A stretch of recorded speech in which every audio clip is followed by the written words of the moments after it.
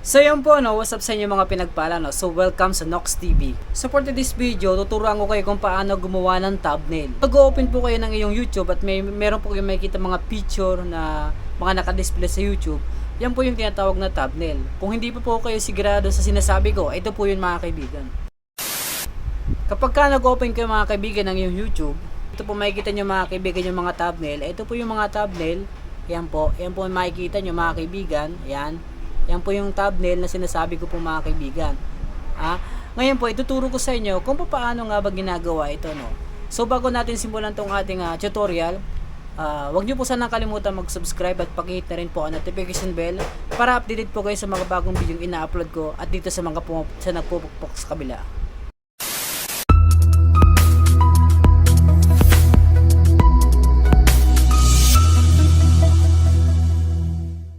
So ito na nga mga kaibigan, tuturo ko sa inyo kung paano nga ba gumawa ng thumbnail sa pamamagitan ng iyong cellphone. So yun nga, let's go! Mga kaibigan, tuturuan ko na kayo kung paano gumawa ng thumbnail.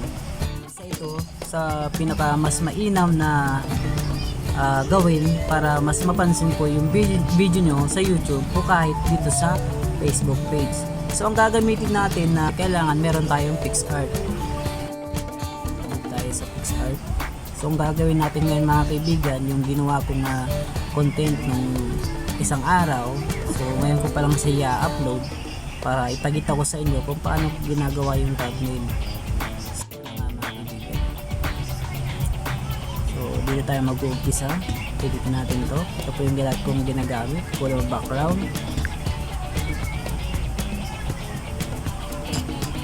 At pagkatapos, syempre yung dito, ito mga kaibigan, tools. Ayan. So kailangan i-crop natin yan. Tapos dito mamimili tayo dito sa baba mga kaibigan, no? So siyempre pipili natin tong 16.9. Ayan. Tapos okay natin yan, and then pili tayo ng picture na na-save natin. Ito po, ayan, add photo.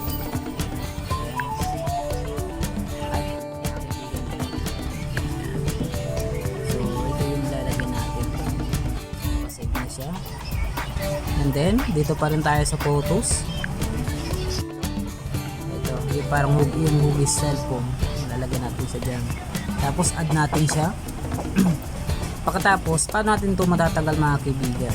Ayan. So ito remove BG. Ito po nakalagay mga kaibigan, remove BG. Ito po, pilitin natin yan. At pagkatapos remove background. Ayan. So magagawa mo lang po ito ng libre mga kaibigan kapag download nyo po ito sa Easy Market. Ayan. Ayan. Pagkatapos tingnan natin ito. Okay na ito. Ayan. Ilis natin ng konti. Ayan. Tapos check natin. Tapos ngayon ilalagay natin yung download natin Easy Market. So dito natin siya ilalagay. Ayan. Tanggalin muna natin yung yung background. Ayun mga kaibigan, di ba? Yan ang tamang paggawa ng thumbnail. Tataas natin ng konti. Ayan. Yan po yung Easy Market para libre po lahat ng pag-i-edit natin sa kapag download. Pagkatapos ito lalagay natin.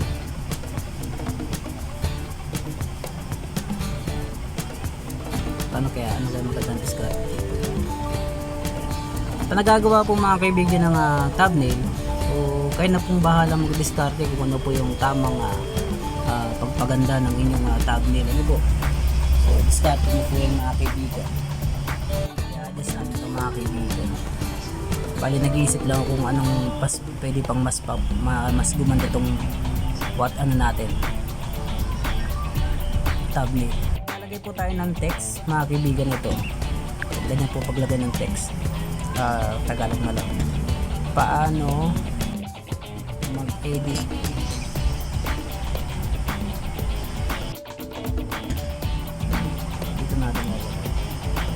siya natin. Dilitan natin ng konti.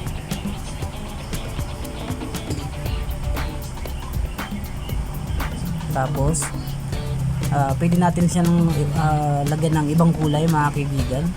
So dito natin sa color, so ilalagay natin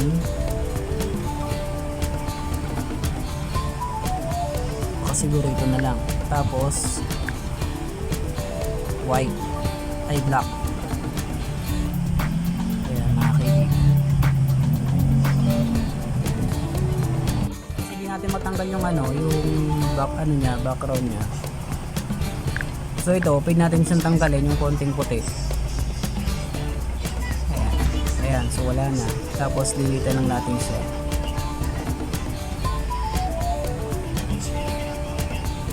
Ayan, so lalagyan natin siya dito.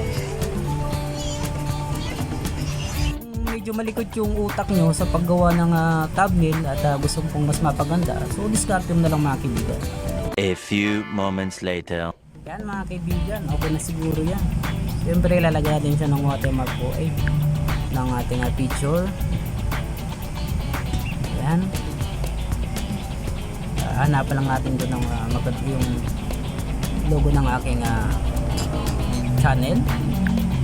Ayan mga kaibigan. Ito na natin.